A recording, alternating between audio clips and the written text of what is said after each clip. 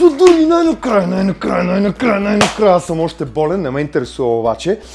Дойде ми новия монитор, който дойде ми изведнъж идеята, защото дойде Battlefield 6, при което аз викам, не, трябва да го играя супер яко качество и сега трябва да си взема нов монитор, защото то вече е на 7 години, между другото го продавам заедно с целия сетъп, 2 бона монитор, компютър и всичко инсталирано на него, 2 бона, който искам и пишем една. Та, монитора, представям ви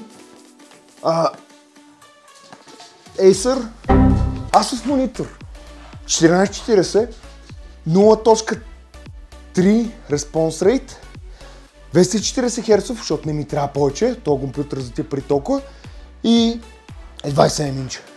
Затова сега нямам търпение да го отворя и да играя всичките игри, които реално за да мога да ги играя пълноценно, ще ми трябва по-хубава видеокарта, което може би до края на годината и това ще взема. Но за начало правим анбоксинг с вас, докато звуча като Пегади Мъжевски, примерно, да я знам. И това как се отваря? Това май се отваря така. Просто нямаш как да не споделя този анбоксинг с вас. Как не съм тренирал, сега нямам сила. Жорката сега ще кажа за слабност. Ето така усещам някакви неща. Това дали трябва да е така? Снова бегай, брато. Това са краката на монитора. И трябва да е така. Снова бегай, брато. Хората не виждат анбоксинга. Толкова е SMR цялото това нещо. Бегай, брато. Бегай. Опа, имаме книжка тук. Я видим. Какво пише? Начин на отваряне. Не, шегувам се. Имаме някакви стикери. Я видим. О, giveaway. Giveaway на стикери. Кой иска? Колко такива имам вече? Може да си го лепнете с луе на челото. Това не е важно. Важното е, че всичко стана в стиропор. Не бе, не се оригва, бе. Делфин. Бегай тук. Бегай тук, не ги яш ти неща. Маш в твоето легло. Бързо. Готови ли сте? 3, 0. Не бе, казах ти в твоето легло отиде, бе. Така ли трябва да е екрана, бе? Защо е с лицето нагоре? То е супер леко. Абе, той ще извид, бе. Те са го огънали. Аз реално нямам ползвам истинската неговата стойка. Взех си рамо за това. Още миналия месец. Аз съм го планирал преди да се случи. Леле, майко му. Вижте колко е тънък. Супер лек е. Отзад обаче гърба му вижте какъв. Майко мил. Ще кажа, че нямам дисплейпорт. Ще да откача. Имам 2 USB-та. Това не знам какво се води. Дисплейпорт, 2 HDMI-чета и това трябва да са захранващите. Има някаква тъпа стойка. Що няма стане отзад на моето, бе? Аз ви казвам за тия пари толкова. Право нямам думи. Я видим още какво има. Аз малко ги изсипах на земята. То може би е наопаки цялото. Аз съм го отворил наопаки. Я видим какво има. Снова бегай, върто. Какво е това, бе?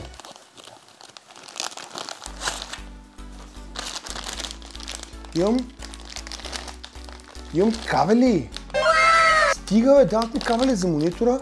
Имам кърпичка, микрофибърна, тия екрани са много чувствителни на чистене.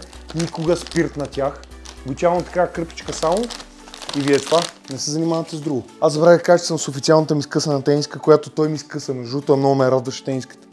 Така, това обичайно трябва да е стойката, оригиналната стойка. Тя е много грозна, но реших, че ще си взема рамо и няма да се занимавам. Това е. Това ми трябва, да. Рок. Добре, това го слагам. Не, реално това го слагам. И тук ще си закача стойката и ще имам рамо. Опа! Вижте колко е голямо това. Вижте колко е голям старе. Гледайте. Леле, майко мила. Между другото, само си го представете като картина. Тук, след 6 месеца, на този екран, или може би на телевизора, не съм сигурен. Не съм сигурен на кое, ще гледам GTA 6, но вие също ще го гледате, защото ще има стрим. Ето в тази стая ще спа на земята и ще играя през деня. Може би телевизора ще го сложа така на на цялото бюро и ще играя, защото все пак телевизор е 4К, това е само 1440, но все пак имаме 240, 0.03, а не 0.3, 0.03, 27 инча, OLED. Направо нямам думи. Леле, майко мила. Вижте колко е тънко. Сега го слагаме тук на стойката. Много добра стойката. Аре. готини, сложихме монитора на стойката най-накрая и реших да отворя да видя да си ползвам оригиналните кабели все пак. Тези са с ROG, разбира се, на крайници, на въпроси. Аз ще използвам HDMI, DisplayPort и всъщност третия се оказа за гнездото, което не знаех отзад какво е, се оказа, че е USB адаптер. Едното е такова, не знам дали го виждате, другото е стандартно USB-B. Всъщност USB-A. USB-A и то на крайник не знам как се води, не знам за какво го има, няма да го ползвам, но реално сега ще си сменя старите кабели с новите и адаптерчето ми. Гледайте как да захранва това. Аз мислех стария ми монитор да захранва с тия дебелите, деца като за компютър кабелите, но този не. Айде, продължавам се. Дори най-накрая вързвах мониторчето на стойката, която мога да си вдигам. Нека ви го покажа. Преди съм го включил. Гледайте какво става. Значи Glossy OLED. Направо всеки път, като ме виждате с едно огледало врато, с едно огледало гледате. Нямам думи. Вижте го колко е тънко. Просто е безумно.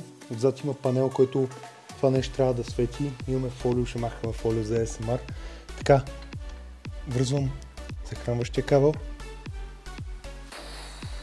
Леле цвета. Леле цвета, вие не го виждате обаче. Леле цвета. Така, сега. Леле как се вижда. Вие не го виждате по начина, по който аз го виждам, обаче гледайте какво става.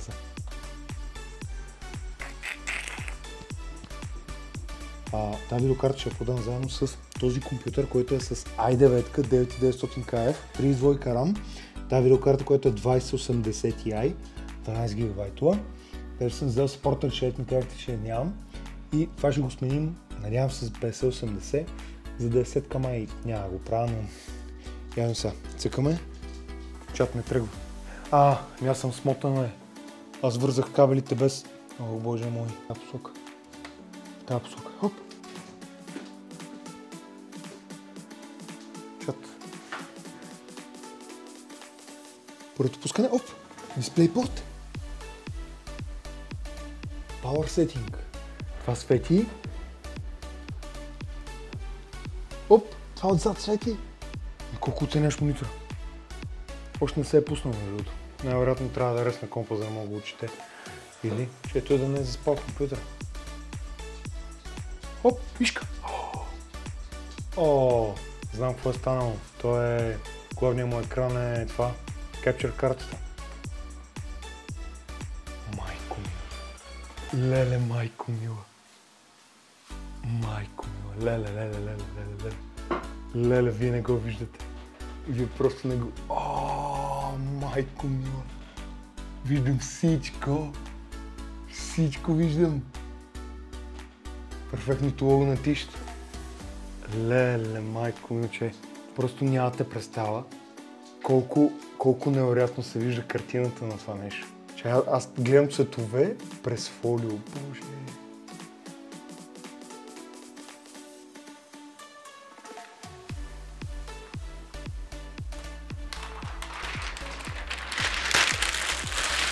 Не. Това ще се играе. Най-интересното е, че резолюцията е по-голяма, съответно FPS-а на игрите ще ми е по-нисък, затова примерно Battlefield-а на стария монитор 1080p вървеше около 110-100 FPS, средно 100 да кажем, и с това ще върви още по-малко, което ще е гадно, обаче картината ще е толкова красива и само като взема 5080-ката и това нещо като върви с над 240 фрейма и като го нагърмя на ултра и като го използвам DLSS 4-ката и просто е така. Мисля, че вижда се разликата. Така, значи сравнете цветовете, това е стария монитор, това е новия монитор. Цветовете тук как изглеждат, показват в момента еднакво. Значи, гледайте, примерно като приближа тук, гледайте какво става, нали? Гледайте тук като приближа. Също виждате, обаче разликата е различна, цветовете са. Тук седи леко жълтеникаво, тук седи... Не знам. Ако се чуди дали трябва да си вземете оледче, ето ви го. Гледайте какво става. Вижте тук прямо тия детайли. С това, нали? И тук как се вижда. Отделно, едното трябва да показва по-бързо другото. В момента двата са на 240.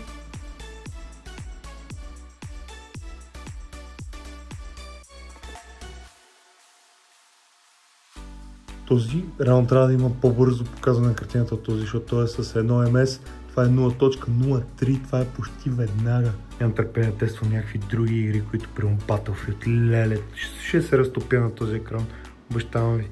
Добре, всъщност се оказа, че този е имал някакъв филтър, в момента му го махнах, но пак сравнете цветовете. Това седи тъмно, това седи каквото е.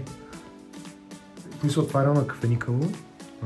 Въпреки че се вижда леко сиво на това, което виждам аз в момента на моя екран. Не знам вие какво ще виждате. Но съм сложил някакъв wallpaper. Вижте това как седи, каквото и да е това. Вижте го тук. Реално тук на този черното е истинско черно, защото гаси пикселите, а тук ги светва в черно, а тук просто са изгасени. И реално черното е бомба. И примерно това с това някакво. Извиняй, разлика. Стоец просто не мога да сравниш. Содори, благодаря ви супер много за подкрепата. Благодаря, че гледахте това видео. Аз отивам се наслаждавам на този екран, защото аз не мога да ви покажа реално как се вижда, освен трябва да го видиш на живо. Няма как да го сравниш. И само мога да прикача някакви шортове, примерно, как сравнявам двата екрана, стария и новия. Даже не искам да пускам стария. Стария просто ще го оставя така, докато някой накупи него, заедно с целия компютър. Ако искате, пишете ми, продавам ги. 2 бона, монитор с компютър, с хард диск. Даже мога да инсталирам Windows на него, ако искате. И това е. Нямам думи. Благодаря, че гледахте Содори. Абонирайте за каналчето и ви чакам на стримчетата или следващите видеа, зависи какво гледате. Чао ви!